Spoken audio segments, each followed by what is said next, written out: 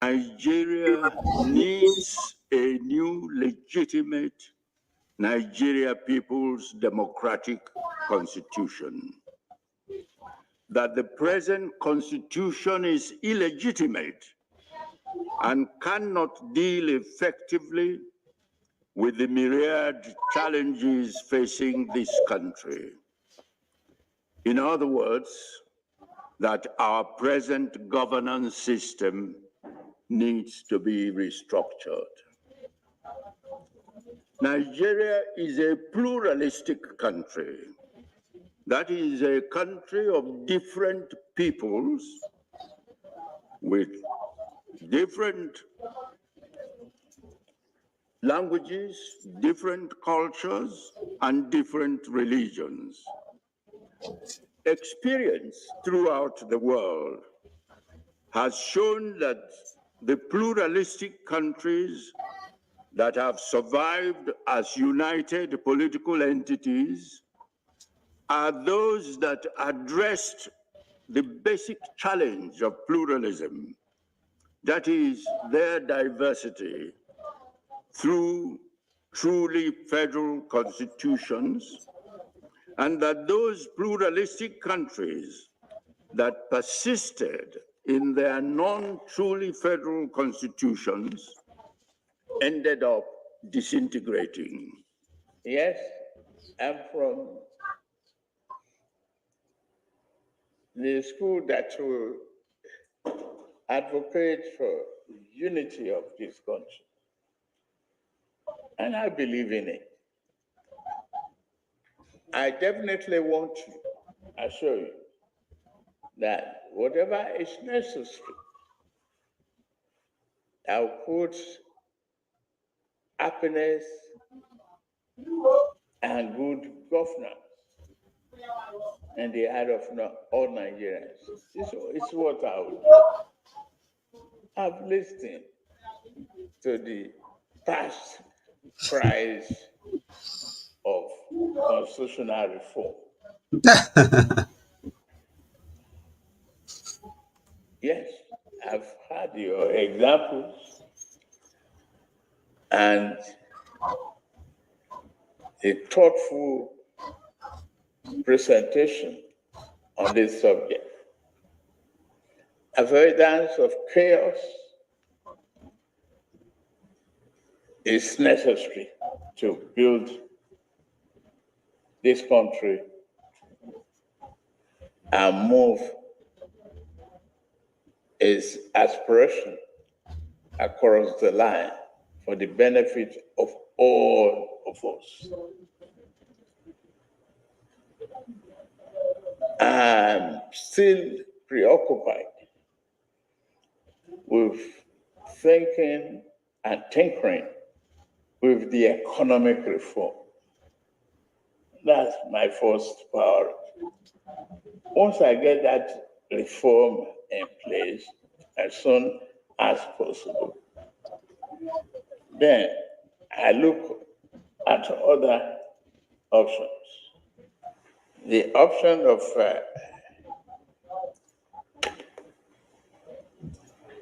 constitutional review, as recommended by you, and other options of learned minds in this country should take into account the need for our nation to make progress. Now, guys, greetings to everyone. My name is Kwame Gonza once again. Yes, so the Nigerian patriots or elders, visited the President Tinubu at his palace, at his presidential palace, to dialogue on the current problems facing Nigeria. Now, there's a lot of problems which are affecting Nigeria. The economy is dysfunctional. The major resources of the country have been taken over by foreign forces. All right, as we are seeing that even enforcing the laws for the supply of just crude oil to the Dangote oil refinery has become a problem. All right, so the country is really in a mess. And these problems appear to be structural. These problems appear to be structural, which cannot be attended to by mere reforms of the system of the country. Now, this is the reason why the elders of the country decided to visit President Tinubu and suggest a solution. And that solution, according to them, is the writing of a new people-centered constitution, and which they call that it could be a legitimate constitution. And of course, this you can say it to be the same across the African continent, that the constitutions which we have currently, they were almost copied, from outside and pasted all over the African continent. They don't take care of the interests of the people. The resources of these countries in the African continent are not used for the benefit of the people, but rather they are given out under dubious claims of investment, private investment, foreign direct investment. They are given out resources, infrastructure. They are given out to foreign people, and majorly from the West, under the guise of foreign direct investment. And so these are some of the problems I wish the elders, of course, have come to dialogue about and say we need a people-centered constitution which puts people at the center of the nation, because currently it looks like the only people benefiting from the resources of the country and running of the country is the ruling class, a few middle class people, who get the benefits, and then also the foreign forces who own the major resources of the country. So these are the reasons why the elders went to President Tinubu to present their case. And they are saying that what we need in the country is not really reforms, but rather transformation of the country itself. All right. And of course, many people will ask, why is Connect Africa talking about Nigeria a lot? Why are we talking about Nigeria a lot? And of course, you can talk of, the other countries like Ethiopia. Why do we talk about these countries a lot? Now, let me tell you the reason why. Nigeria, first of all, is the most populous nation on the African continent. All right. With more than, 250 million people. All right. Now, if Nigeria gets it, it is most likely that we all Africans, we will be even able, we will be, stimulated to imitate what Nigeria has achieved as a nation. Of course, we have smaller countries which have achieved remarkable feats, like Botswana and Rwanda, but these countries are too small to be emulated by bigger nations like Nigeria. It's unlikely that Nigeria will go and copy what is happening in Botswana, because Botswana is just a country of around 4 million people. They will, of course, justify it and say, we are a bigger nation. We face different problems compared to Botswana. But if we have Nigeria, succeeding, a country which is so big and with a lot of challenges, then it is very likely that the smaller countries on the African continent may, I'm not saying they must or they will, but they may also try to copy what Nigeria has done and emulate it, to solve the various problems affecting the African continent. And this, we are not the only ones who are saying it at Connect Africa, but also Mandela said it. Nelson Mandela, when he visited Nigeria after, his release from prison, during the apartheid era, after the defeat of apartheid, mentioned that the day Nigeria gets it, all the African continent will get it. All right. So this is very important. And of course, he said this because Nigeria played a pivotal role in the defeat of apartheid. It did a lot of financing of the ANC when it was fighting against apartheid. And of course, a lot of other African countries participated, including Ethiopia, including Uganda, Ghana itself, and all these other African countries. A lot of African countries worked together in the defeat of apartheid, the apartheid regime. Now, the day Nigeria gets it, it is more likely that all of us we will get it. And on top of that, one other reason which we can bring out is that Nigeria itself as a country has one of the biggest oil reserves on the African continent, more than 32 billion barrels. More than 32 billion barrels. That is why the West has been stealing Africa's oil or Nigeria's oil for close to 70 years, but the oil has never finished because it has close to 32 billion barrels of crude oil in the ground since 1955. 1956, the first contract, the first contract was signed in 1955, even before Nigeria became an independent state in 1960. Now, all this period, they have been pumping crude oil out of this country and taking it to Britain. Shell, of course, Shell was the first to sign. Total came on top, Total of France, ExxonMobil of the United States, and Chevron also of the United States. And of course, Egypt also was part. Egypt, which is called Eni right now, of Italy.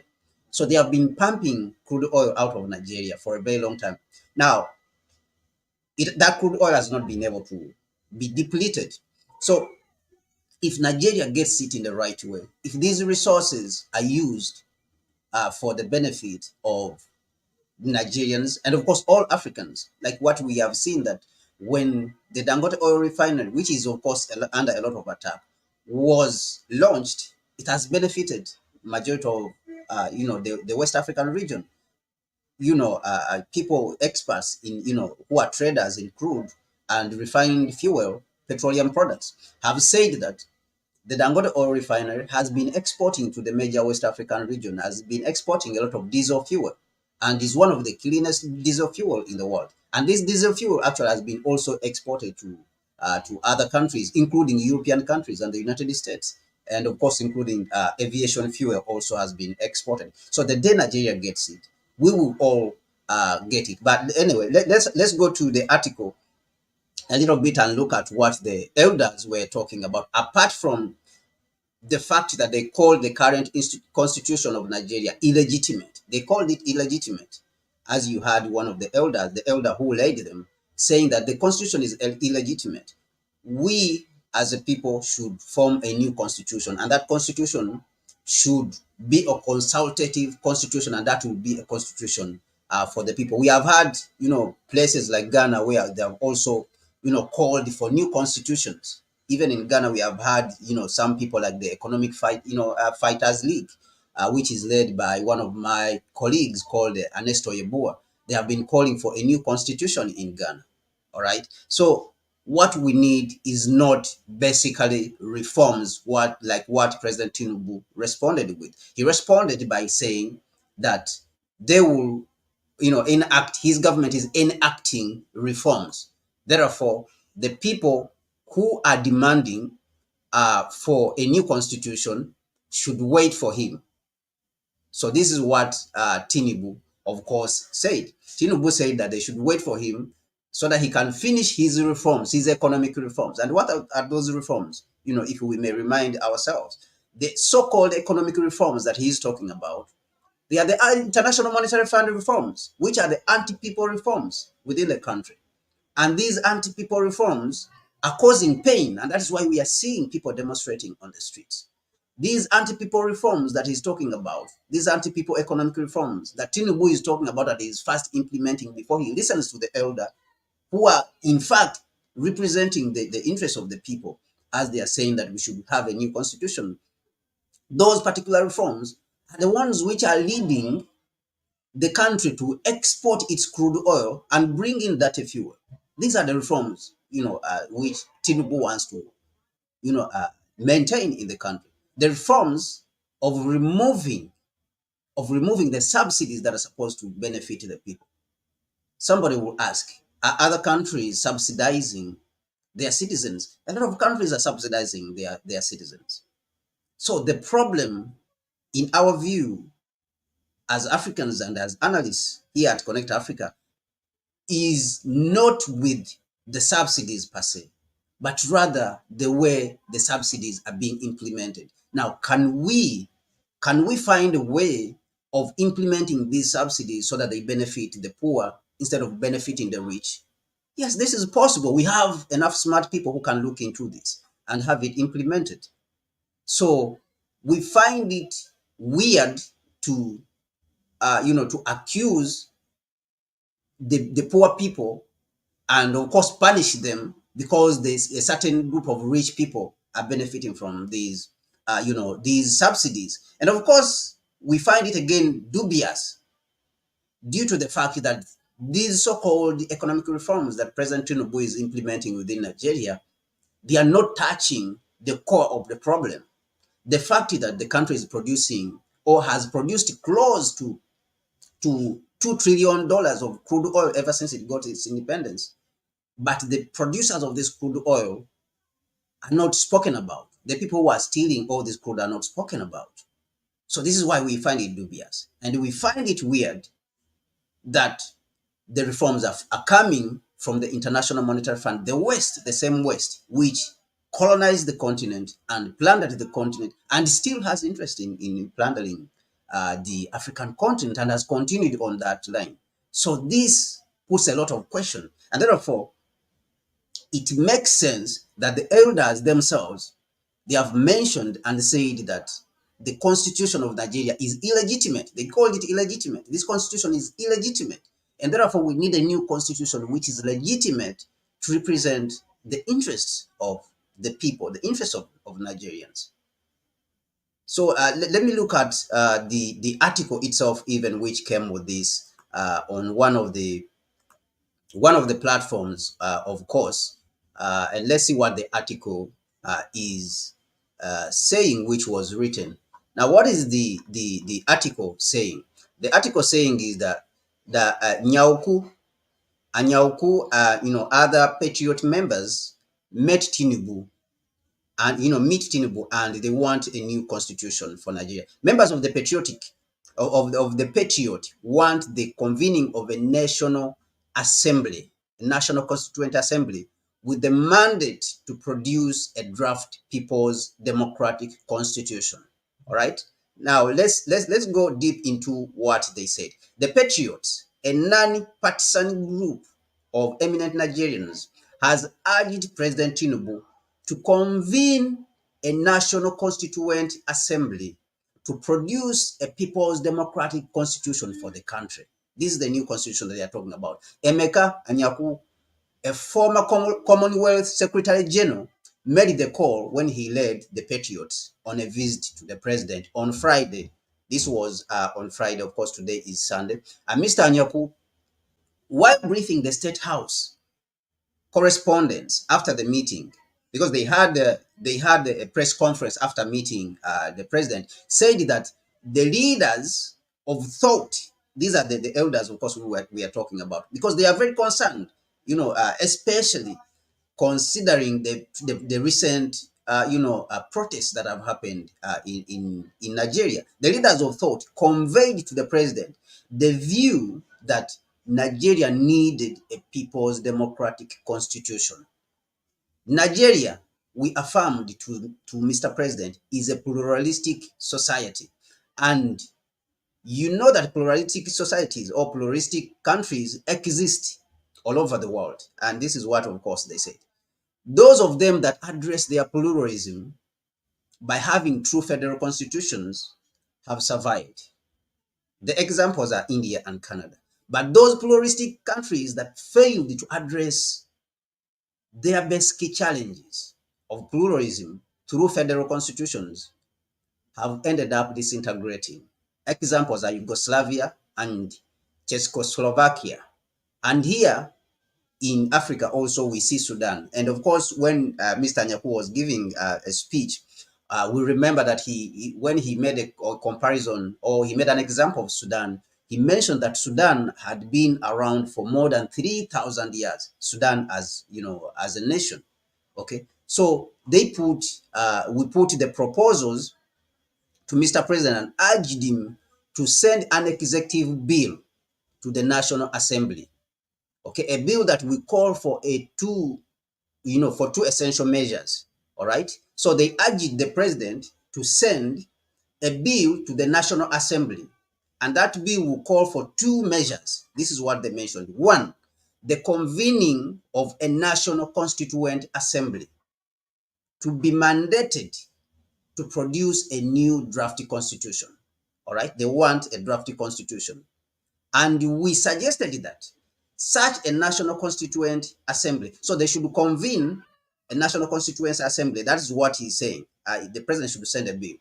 Now, they suggested that such a national constituent assembly should consist of individuals elected by people on a non-party basis. A non-party basis. And in that group should consist people from all parties. Say, for example, 3 individuals per state. Individuals should not be elected on lines of party, but rather they should come from the different walks of life of society. For example, they gave an example that 3 individuals should come from each state out of the 36 states in Nigeria and one from the Federal Capital Territory. So this is what he said. Now, the group suggested that the National Assembly should be tasked to legislate a national referendum. So apart from the National Assembly constituting this group, which will look into a drafty constitution, which is the National Constituent Assembly, they tasked it also, and this is what they said to the president, that the National Assembly also should call for a referendum within the country. All right, they should call for a referendum so that all Nigerians should participate in determining, okay, they should participate in determining their new constitution. They should participate in determining, their new constitution. And this is what, of course, the elders said. The government, so they again say that the government should take initiative in dialoguing with the protest. Of course, apart from the constitution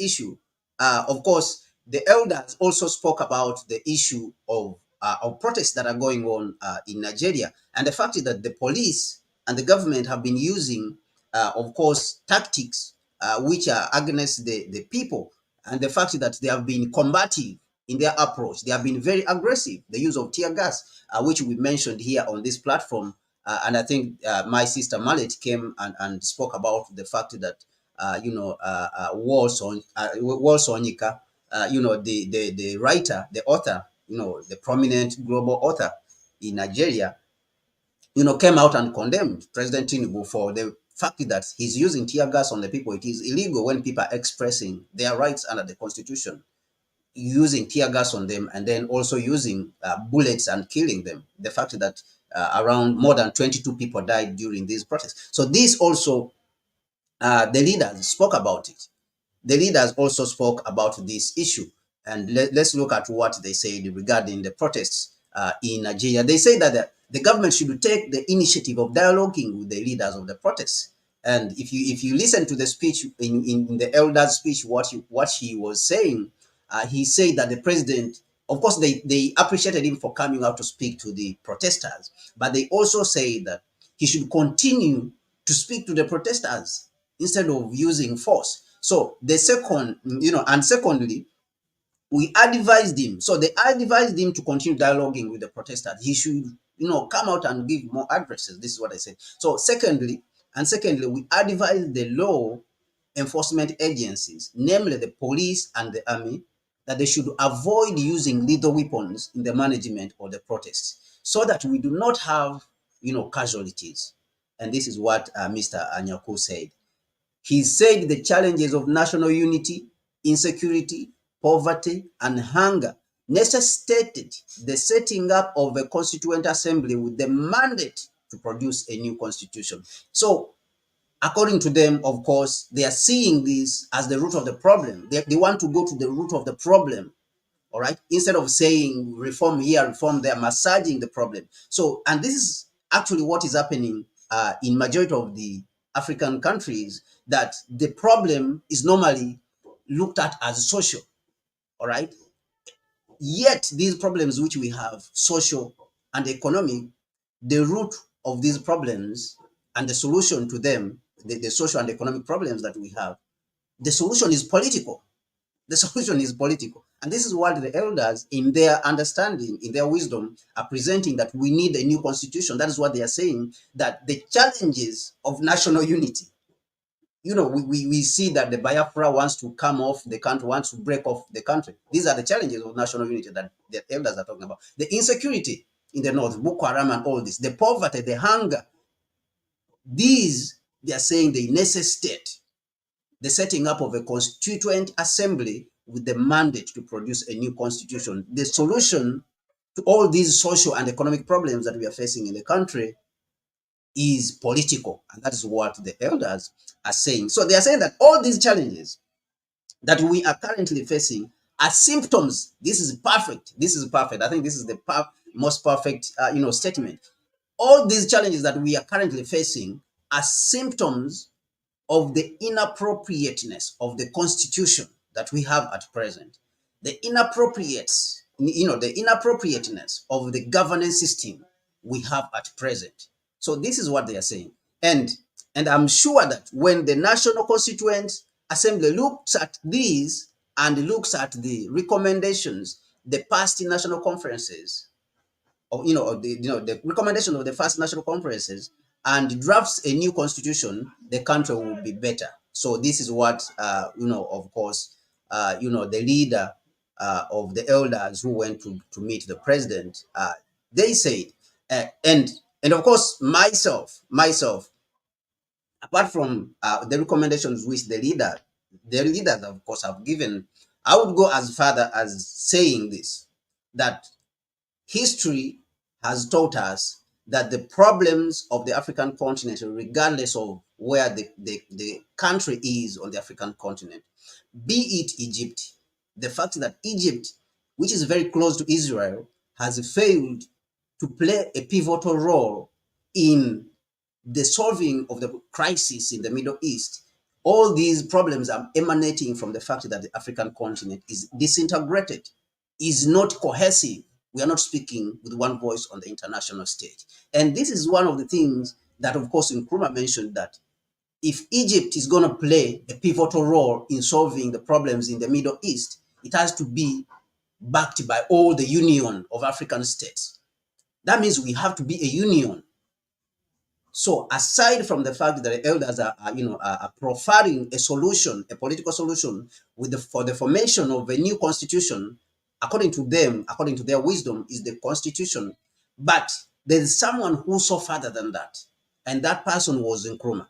All right. So I would, go further than that to say that our solution is the unification of the African continent. The solid unification of the African continent into a union. We have to produce a union government. If we don't fight this generation of Africans, if we don't fight for a union government of African states, we are going to be doomed for the next 500 years or 1,000 years. Because let me tell you something. The United States and the European countries are facing a lot of challenges. These countries are facing a lot of challenges. And you have seen the decay in the United States. You have seen the decay in infrastructure. Some of the bridges are collapsing in the United States. The airports are dilapidated. They are old-fashioned. All right? They are looking to build a new high-speed rail network. Where do you think they're going to get the resources from if we don't unify? They are looking to Africa and the global south, but most especially Africa, where there has not been a solid fight for our resources. And those resources will be taken from the African continent to rebuild the United States, which is currently facing huge problems and collapsing. And you have seen that Russia is rejecting Europe. The fact that Europe, they are fighting to go into Russia and partition Russia and take over Russia so that they can enjoy some of the resources of Russia. Because Russia has huge resources. Now, if they fail, like Russia, how Russia is resisting, if they fail and Russia defeats them, where do you think those people are going to go? They're going to come to Africa. So it is high time we as Africans also, we become serious, especially the Africans of this generation. Because people like Tinubu are going to be there maybe for the next 5 years, next 15 years, and it's going to go away. It's going to die. I don't think it's going to last for another 20 years. All right. So I'm not saying that the president should die, but it's natural that older people are going to die. But if these people who are older go away, some of them who are not going to be there even in the next 20 years, They're going to leave this continent for us. So if we don't stand up and do something about it as the next generation of Africans, and we stand on the side always crying and saying this thing is too hard, we have to take on the responsibility. Just like one of the African writers who wrote "Wretched of the Earth," Franz Fanon, say that every generation must find its mission. It must find its mission and either betray it or fulfill it. We must either fulfill the mission of our generation or betray it. So now, are we going to do that? Are we going to find our mission as Africans and fulfill it? Are we going to put up a fight on this African continent? Because to be honest, whether we liberate Nigeria and we leave it alone without fighting for the other African countries, we are not going to go anywhere. All right. If we keep tinkering with these countries, because the reforms is just tinkering, actually. If you read Nkrumah's work, Consensusism, Nkrumah tells you that reform is just a denial. And actually, even Dr. Martin Luther King spoke about this extensively and said that if someone is talking about reform, is actually denying you what belongs to you. It's just postponing your needs. That is what it is about. So are we going to allow people to keep saying that they are going to bring reforms, or the African continent maybe bring a new constitution, without really touching the problem that is affecting the continent? The major problem that is affecting this continent is neocolonialism and imperialism that is extracting the blood of the African people. They are not now only extracting the blood, but they are also extracting some of the biggest, some of the smartest minds from the continent. Because the populations in the West have been going down. The populations in the United States depends on immigration. Their people do not produce enough people to be able to sustain. That is why it depends on immigration. And some of those most prominent people that are being extracted from the African continent, are Nigerians. If you go to the US, you could see a lot of the smart Nigerians are up in there. Why? Because there is a deliberate strategy of making the nations themselves dysfunctional so that the smartest people will leave, because they don't want to be in dysfunctional states. They don't want to live in dysfunctional states. Smart people don't want to live in dysfunctional states. They want to live in functional states. They want to live where things are working so that they can exploit their mental capabilities. So this is the problem that we are facing on the African continent. Now, are we gonna, as Africans, as this generation, are we gonna take on the task of liberating the African continent? Now, this is a question I'm asking, and I think that what we have to do is the fighting for a unified African continent, because, like Nkrumah said, the independence of Ghana is meaningless unless it's linked up with the total liberation and unification of the African continent. So if we don't take on the whole continent and we keep tinkering with these nations, we are not going to go anywhere, because imperialism will still come in and fight and take over. All right. So I think that we need a strategy. But what do you think? What do you think from your side? I see you, the Yoruba land. I see you, Patricia Cox. I see everyone, Bonsu. I see you, everyone who's been commenting in the comment section. What do you think that we should do? Put those suggestions in the comment section. The channel is called Connect Africa once again. And I thank you very much for being part of this broadcast. Please, you are 32 on here. Please like, what you are seeing. Like the video and let the video be recommended to other platforms, of course, and other people. If you like it, it's going to be recommended to other people. If you're out there and you are in a good position, share it with others. Share it with other platforms. Of course, both Pan-African and non-Pan-African platforms, because it is important, this message, to reach out also to the people who are not, Pan-Africanists. Is very, very important. And those are the people actually we want to reach the most, those ones who are not Pan-Africanists. And that task, of course, lies on you who are watching. You are the Pan-Africanists. Therefore, you have the task of spreading the good message, our message, which will help the African continent, to move forward and also to be liberated, totally liberated. So that task now, primarily lies within you, the people who are watching Connect Africa, who are very much, interested in the African continent and making sure that it functions very well. So therefore, share the video, like the video, give us those likes so that the algorithm will be able to, to recommend the video to other people so that they can watch this message. Do whatever you can, to support the channel. Support us in our PayPal. Also, we will be very glad. Support us with super chat, YouTube super chat. We will be very glad so that we can be here more often, to advance the interests of the colony, to advance the narrative of the African. Thank you so much for being part of the channel. My name is Kwame Goza, and the space is called Connect Africa. Thank you.